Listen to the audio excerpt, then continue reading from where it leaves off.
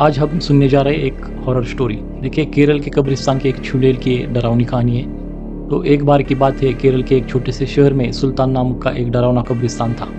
ऐसा कहा जाता था कि उस कब्रिस्तान में विभिन्न प्रकार के अलौकिक शक्तियां रहती थी। एक चन्नी रात को बिल्ली, लूसी और रोहित, तीन दोस्त कब्रिस्तान के किनारे पर एकत्रित हुए। अचानक उनको कब्रिस्तान से भयानक फुसफुसाहट की आवाज सुनाई दी। आवाज कहाँ से आ रही है यह देखने के लिए वह हाथ में टॉर्च लेकर सावधानी से कब्रिस्तान के गेट से अंदर घुसे। तो जैसे ही वे कब्रिस्तान में दाखिल हुए, हवा तेज चलने लगी। अचानक उन्होंने एक इंसान को एक मकबरे के पास टहलते हुए देखा। वो उदास और खोया हुआ दिखाई दिया। इसलिए बिल्ली, लूसी और रोहित उसके पास आए और पूछा, कौन है तुम और इतनी रात को यहाँ क्या कर रहे हो?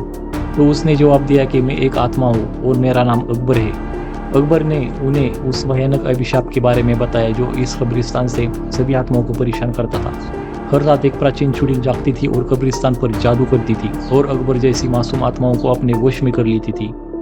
अभिशाप को तोड़ने का एकमात्र तरीका कब्रिस्तान के पीछे जंगल में एक पेड़ के नीचे छिपी हुई मंत्र पुस्तिका को ढूंढना और आधी रात से पहले उसे नष्ट करना था।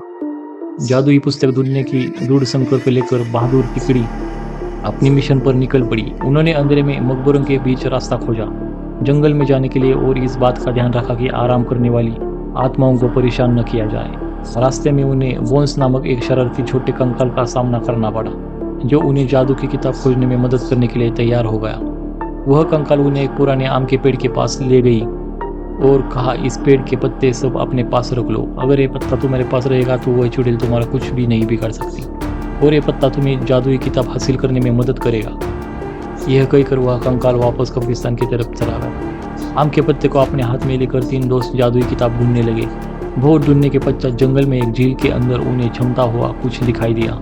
रोहित को तैरना आता था, तो उसने झील के अंदर जाकर वह चमकता बॉक्स ले आया। जैसे आम के पत्ते बॉक्स के ऊपर रखा, वैसे ही बॉक्स खुल गया और चमकती जादुई किताब बाहर निकल गई। आधी रात करीब आते ही वो तीनों अपने हाथों में जादुई किताब लेकर श्राप को तोड़ने के लिए कब्रिस्तान की तरफ बढ़े। तो कब्रिस्तान में आकर वो किताब खोले और एक प्राचीन मंत्र का पाठ किया। मंत्र पाठ करते ही जमीन कांपने लगी और कब्रिस्तान में एक तेज रोशनी छा गई। वह चुड़ैल जाग गई और गुस्से में दिखाई दी, लेकिन उसकी शक्ति धीरे धीरे कमजोर हो रही थी। उसने बिल्ली, लूसी और रोहित को जादुई किताब पढ़ने से रोकने के लिए अपनी जादुई शक्ति का प्रयोग किया, लेकिन उन तीनों पर कोई असर नहीं हुआ, क्योंकि तीनों के पास आम के पत्ते थे जो उनकी रक्षा कर रहे थे। धीरे धीरे चुड़ैल की सारी शक्ति खत्म हो गई और चुड़ैल भस्म हो गई। इस तरह बिल्ली, लूसी और रोहित ने कब्रिस्तान में फंसी हुई आत्माओं को मुक्त किया और कब्रिस्तान में फिर शांति छा गई।